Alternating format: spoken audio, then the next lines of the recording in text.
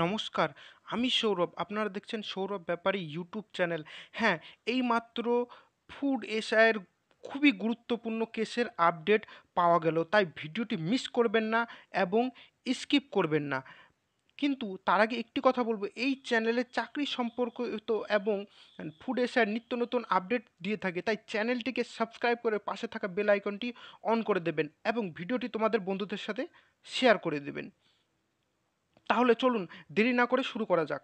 নিউজটি বলার আগে একটি কথা বলবো, এই পোস্টটি কিন্তু শুভঙ্কর স্যার নিজের ইউটিউব চ্যানেলে করেছিলেন, সেখান থেকে এটি নেওয়া সব ক্রেডিট শুভঙ্কর স্যারকে যাবে। হনারেবল জাস্টিস রাজশেখর মান্থার এজলাসে কেস নম্বর 13 আগামী 24শে মে আমাদের বিপিএসসি ফুড এসআই কেস নাম্বারে লিস্টেড হয়েছে। আশা করি ওই দিন 11:30টার দিকে শুনানি হবে। সম্ভবত এদিন সিআইডি তদন্তের রিপোর্ট জমা দেবে। দেখা যাক কি হয়। দেখো, বিগ ব্রেকিং আপডেট। 24শে মে অর্থাৎ কালকে 11:30টার সময় আমাদের কেস 13 নম্বরে উঠতে চলেছে রাজশেখর মান্থার এজলাসে। এখনও আমাদের সুযোগ আছে, কিন্তু এখনও লিস্ট আছে। আমি পুরো লিস্টটি পড়ে শোনাবো, আপনারা কিন্তু স্কিপ করবেন না, মন দিয়ে জিনিসটা শুনবেন। আপনাদেরকে কিন্তু সাপোর্ট করতেই হবে। দেখুন, চোরেরা যে আমাদের মনোবল ভাঙার জন্য উঠে পড়ে লেগেছে, সেটা আর বলার অপেক্ষা রাখে না। কমেন্টে দেখুন, শুভঙ্কর স্যারের কমেন্টে কিন্তু আজে বাজে ভাষায় সবাই গালাগালি করছে, বউ বাচ্চা নিয়ে অনেক কিছু অভিশাপ দিচ্ছে। আমার কমেন্টেও দুজন কমেন্ট করেছিল। একজন লিখেছিল যে 60 জনই তো কেস করেছে, তাদেরই বাতিল যাবে। আরেকজন লিখেছিল যে যাদের পরীক্ষা ভালো হয়নি তারাই এই কেসটি করছে, লাস্টে সুপ্রিম কোর্টে নিয়ে যাবে। কি ধরনের মানসিকতা তাদের! তোমরা কিন্তু স্টুডেন্ট, তোমরা কিন্তু এই দেশের বল। তোমরা সাপোর্ট করো শুভঙ্কর স্যারকে, এবং যারা এরকম কমেন্ট করছে তাদেরকে জবাব দাও। তারপর দেখো, সেকশনে গালি তো আছেই। আমি চুপচাপ ব্লক করি, তাই আপনারা সেগুলো দেখতে পান না।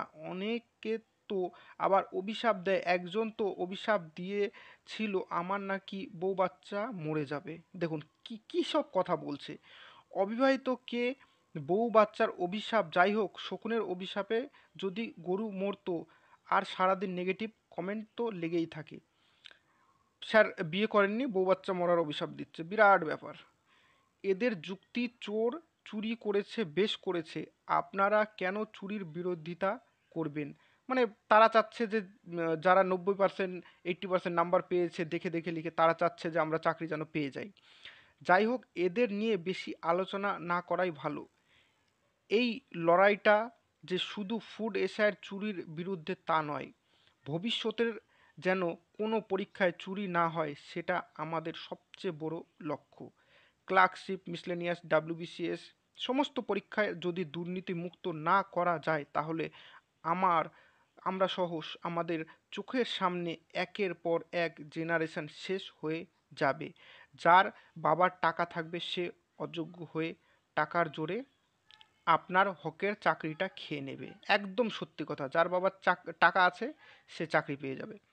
আর মধ্যবিত্ত গরিব ঘরের ছেলে মেয়েরা জীবন থেকে হারিয়ে যাবে। কেউ কেউ, এই লাইনটি আমি উচ্চারণ করতে পারবো না, দেখতে পাচ্ছেন এই যে কালো হাইলাইট করা লাইনটি, কেউ কেউ, এই লাইনটা আমি উচ্চারণ করতে পারবো না, এটি ইউটিউবের গাইডলাইন্সের খেলাপ। এই লাইনটি আপনারা দেখে নিন। কেউ কেউ ড্যাশ করবে, বাকিদের সারা জীবন কেটে যাবে যোগ্য শিক্ষিত বেকার হয়ে হাড় ভাঙা পরিশ্রম করতে করতে।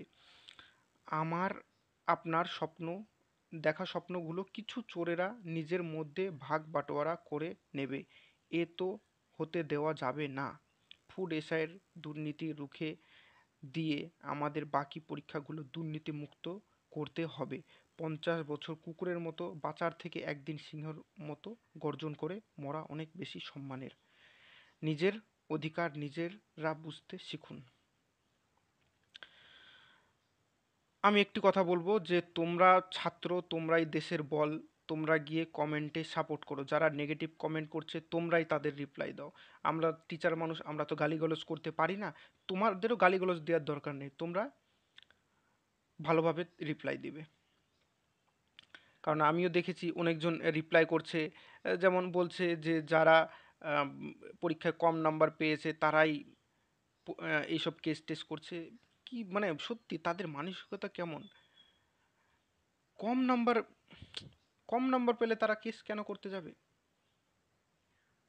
আর কেস করে চাকরিটা ঝুলে থাকলে তো সবার এখানে নুকসান। আর যদি যদি তোমার হচ্ছে যে কম নাম্বার পেয়েছে তারাই যদি এই কেসটা করতো, তাহলে পরে হোয়াটসঅ্যাপে যেটা ভাইরাল হলো, বাইরে বসে বসে তোমার প্রশ্ন দেখে উত্তর দেখে তারা লিখছে, সেটা কি? তাহলে তারা বেস্ট স্টুডেন্ট, তাই তো? তোমরা কিন্তু কমেন্টে কমেন্টে দেখবে যারা এইসব দুর্নীতি মানে যারা সত্যি কথাই বলতে চুরি করেছে তারাই কিন্তু কমেন্টে নেগেটিভ কমেন্ট করছে, তোমরা কিন্তু সেই কমেন্টে ভরে দাও। আর তোমাদেরকে আমি যে অফিসিয়াল ছবিটি দেখাচ্ছি যেখানে এই লিস্টেড মানে কেস নাম্বারটা লিস্টেড হয়েছে। দেখো, এই যে ইয়েলো হাইলাইটেড, এটা দেখো আমাদের কেস নাম্বারটা WPA 9071/2024, Ankush Sarkar Sarkar and others versus the state of West Bengal and others. Okay, Ambia Khatun. দেখুন, এই কেসটি কিন্তু 24 তারিখে উঠতে চলেছে।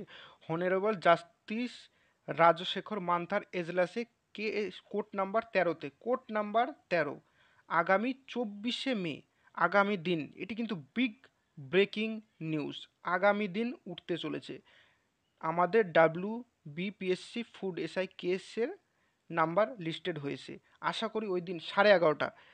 আপনারা আমার চ্যানেলটিকে সাবস্ক্রাইব করে রাখুন। 11:30 থেকে নিয়ে যতক্ষণ অবধি কেসের শুনানি হবে টোটাল আমি আপডেট এই চ্যানেলে দেব। আপনারা টোটাল আপডেট পাবেন, আপনাদের আর কোথাও যাওয়ার প্রয়োজন নেই। কিন্তু আমি একটি কথা বলবো, যে যারা কমেন্টে নেগেটিভ লিখছে, নেগেটিভ বলছে, তাদেরকে আপনারা উত্তর দিবেন, সেটা আপনাদের দায়িত্ব। আর শুভঙ্কর স্যারকে গিয়ে সাপোর্ট করেন। আরেকটি কথা, এই ভিডিওটা দেখো হোয়াটসঅ্যাপে তোমরা শেয়ার করতে পারো, মানে প্রত্যেক জনের কাছে যেন যায়। হোয়াটসঅ্যাপে তোমরা কিছু না করো, 5জনকে শেয়ার করো। এই ভিডিওটা যেন মিনিমাম 10,000 পিপলের কাছে যায়। হোয়াটসঅ্যাপে তোমরা যেই দেখবে ভিডিও হোয়াটসঅ্যাপে শেয়ার করো, চোরেরা যেন শাস্তি পায়। সবাই 1,000 লোক যদি দেখে, 1,000 লোক যদি 5জন করে পাঠায়, 5,000 লোক হয়ে গেল। ভিডিওটি কিন্তু শেয়ার করবে অবশ্য। ওকে, আর এই চ্যানেলে চাকরি সম্পর্কিত সব রকম নিত্য নতুন আপডেট দেওয়া হয়, তাই চ্যানেলটিকে সাবস্ক্রাইব করে রাখো। আর ফুড এসার কালকে সমস্ত আপডেট আমি দিয়ে থাকবো, তার জন্য চ্যানেলটিকে সাবস্ক্রাইব করে রাখো।